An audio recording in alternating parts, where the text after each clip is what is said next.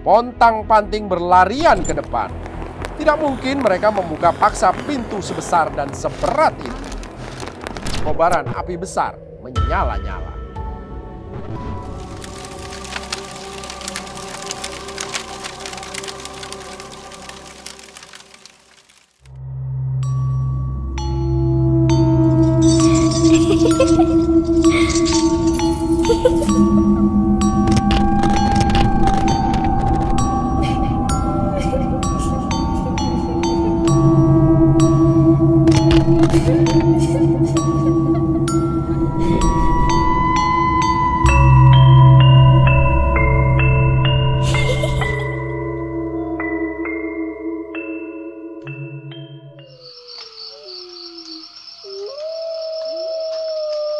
Swastamita.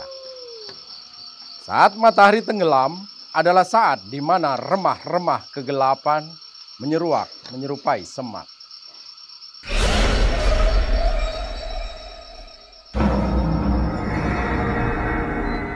Ketiga lelaki yang biasanya pemberani itu merinding bukan main mendengar alunan nada yang ditembangkan bibir dari sosok yang masih terbujur kaku itu. Bahasa yang digunakan sama sekali tak bisa dimengerti. Tapi intonasi yang mengayun-ayun menyeret mereka mengarungi ruang-ruang kesedihan tak berujung. Seolah semua kebahagiaan telah terhapus dari muka bumi. Ketiganya termangu diam. Hanyut semakin dalam ke irama nyanyian. Tanpa lagi menyadari bahwa mereka berada sangat tipis di antara dua alam. Nyaris tidak sadar juga ketika sosok berpakaian putih itu bangkit perlahan-lahan dari terbaringnya dan sekarang duduk sambil terus menembang tak putus-putus.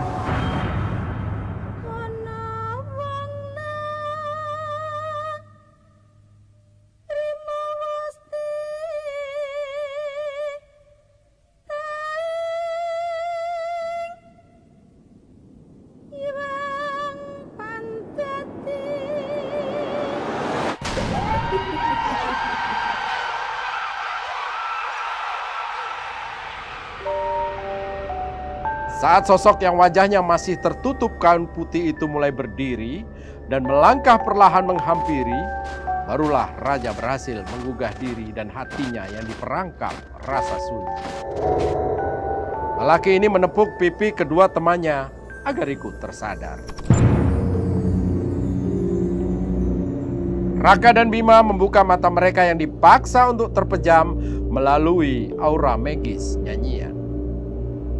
Terperanjat melihat sosok wanita misterius itu menghampiri mereka dengan langkah lambat. Ketiganya otomatis bergerak mundur. Tiupan angin entah dari mana menyingkirkan kain penutup muka si wanita. Darah. Sosok wanita itu memang benar Dara. Dara yang menatap tajam mereka bertiga dengan matanya yang tanpa manik hitam. Putih semua.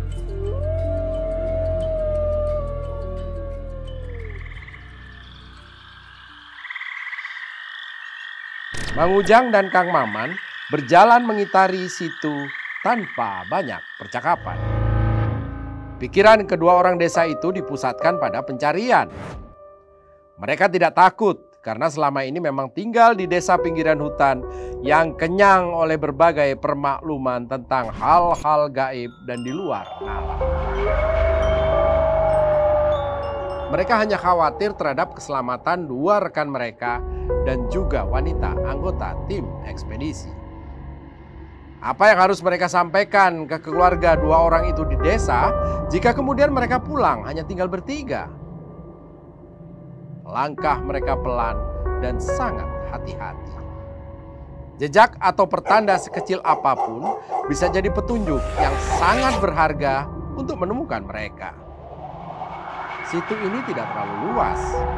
Dengan pencarian seperti ini, mereka yakin tidak sampai 2 jam telah sampai lagi di tempat Pak Acep menunggu sambil bersamadi. Sampai di setengah jarak tempuh, keduanya berhenti secara serentak. ada sesuatu yang ganjil di hadapan mereka. Situ ini ternyata tidak berasal dari aliran sungai manapun yang kemudian berkumpul di sini. Namun justru bermula dari air yang menetes secara terus-menerus dari sebuah pohon besar dan terlihat sangat tua. Entah ini pohon apa, tapi yang jelas keanehannya sangat mencolok. Dari akar-akar udara yang bergelantungan menetes air secara terus-terusan. Tanpa henti, seolah akar-akar itu adalah ujung selang yang terbuka. Tanpa menghitung pun, Mang Ujang bisa memastikan bahwa jumlah akar-akar udara ini ribuan. Dan semuanya melahirkan air. Pantas saja air situ ini begitu melimpah dan segar. Setelah mengamati dengan teliti, tidak ada satupun petunjuk di pohon ajaib ini. Mang Ujang dan Kang Maman melanjutkan pencarian.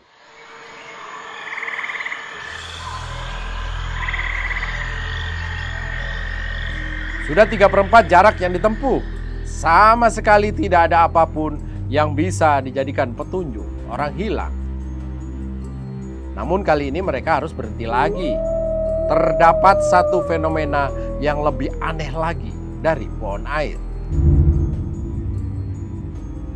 Di hadapan mereka terdapat tebing tegak lurus yang semestinya mengharuskan mereka berputar atau melambung agar tetap bisa mengitari situ.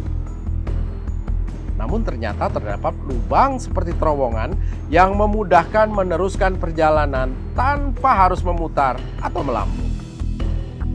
Terowongan itu tidak memanjang karena setiap beberapa puluh meter keluar ke dataran kecil, lalu masuk lagi ke terowongan berikutnya. Demikian berulang hingga mereka harus memasuki 3 terowongan. Di dalam terowongan sendiri tidak ada satupun keanehan. Namun begitu keluar dari terowongan ketiga dan tak sampai 500 lagi sampai ke tempat semula, barulah mereka menemui sesuatu yang mendirikan bulu roma. Di sini ada bekas 2 tiang tinggi dari batu, berikut sebuah palang di atasnya yang juga dari batu. Ada 3 tiang berpalang serupa dan berjajar di sini. Di palang itu terdapat sisa-sisa tali dari anyaman akar yang tergantung. Meskipun tidak memiliki latar belakang pendidikan tinggi dan juga menghabiskan hari-hari di desa terpencil tanpa listrik dan televisi, tetap saja Mang Ujang dan Kang Maman bisa menduga bahwa ini adalah tiang gantungan.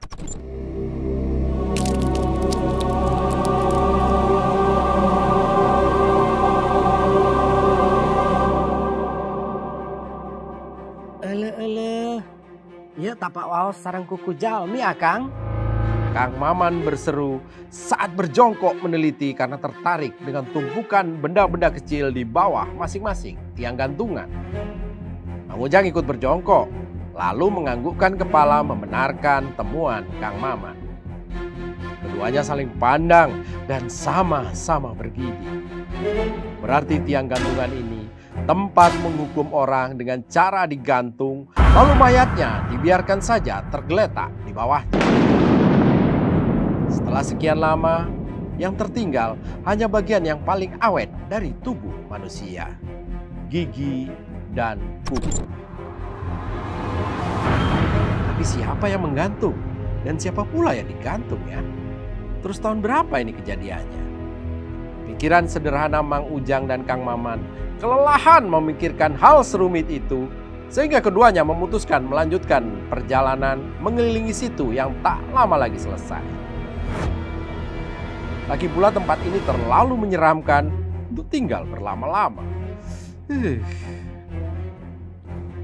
Dengan langkah-langkah lebar, keduanya tergesa-gesa meneruskan perjalanan. Mereka akan memberikan informasi-informasi aneh ini kepada Pak Acep. Siapa tahu orang tua yang punya kelebihan itu tahu makna dari ini semua. Sekitar 50 meter lagi, mereka akan sampai di tempat Pak Acep bersama Adi. Tapi kali ini mereka dihadapkan pada kenyataan yang jauh dari kewarasan. mereka ternyata sampai di bawah pohon air itu lagi. Padahal tempat di mana pohon ini berada harus melewati tempat Pak Acep ditinggalkan. Mereka sama sekali tidak pernah menjauh dari pinggiran situ. Jadi mana mungkin tempat itu bisa terlewati begitu saja.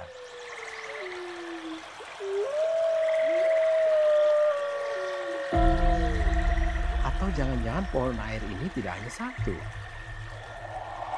Mang Ujang dan Kang Maman menekan rasa takutnya. Mereka memeriksa lagi bawah pohon air. Ini pohon yang tadi.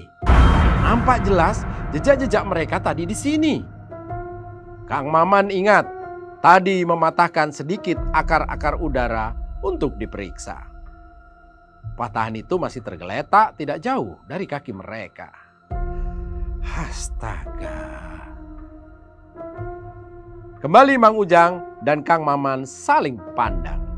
Tidak tahu harus berbuat apa.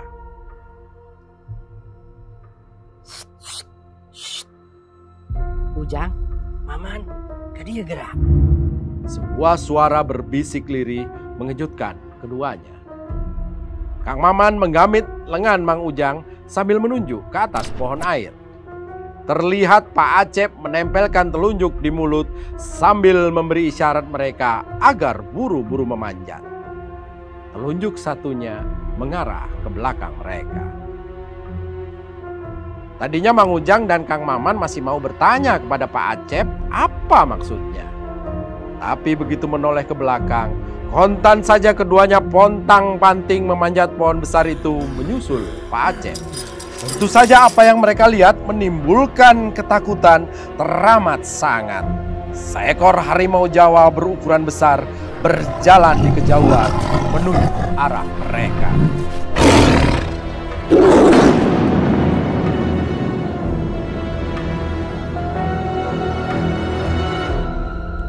Gusti Allah,